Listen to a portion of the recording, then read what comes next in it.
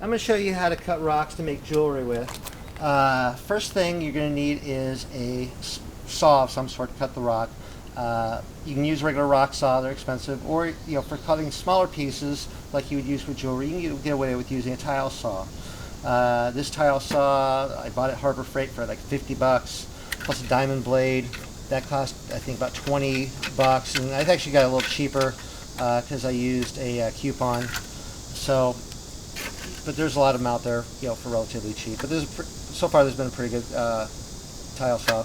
You don't want eye protection. This thing will splatter water with rock dust in it, and you do not want to get that in your eyes. So go ahead and use eye protection. You're probably also going to want to use ear protection because this thing will get loud. If you're cutting more than a few rocks, your ears will just be left ringing. It's just very loud. Okay, I have the fence set to about 3/8 of an inch. You're going to want to leave it a little bit thicker than what you want it, because after you go through the polishing process or the cabbing process, you're going to lose some material there. So you want to leave some extra material there.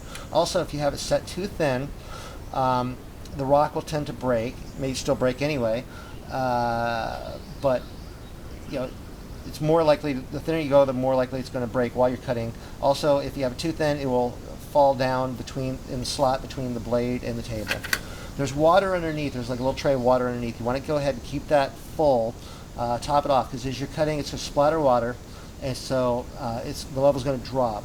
And so you want to keep that topped off, because if it gets too low, the blade starts working less and less efficiently. It's going to wear the blade out. Also, the water is going to get filled with rock dust in it, so you're periodically going to dump that out, clean the tray out, put fresh water in there, because again, it's going to work less and less efficiently. So let's go ahead and try to cut this rock. This rock is a piece of beach rock that I collected off of a beach from Lake Erie, I think. So let's go ahead and cut this rock.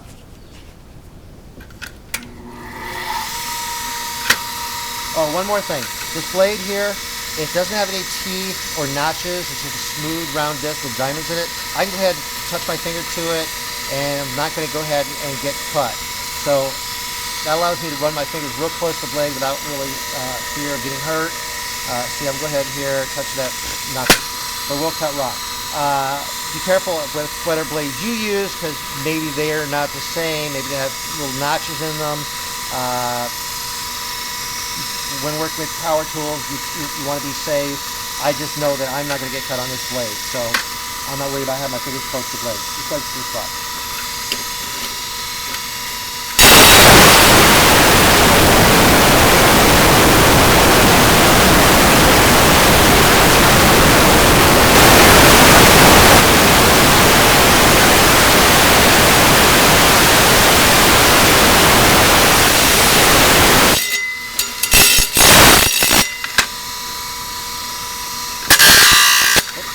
And there you go, nice little slab of rock, and I can just go ahead and continue cutting, and I'll polish this later and have, we can make a nice piece of jewelry, wire wrapped or whatever.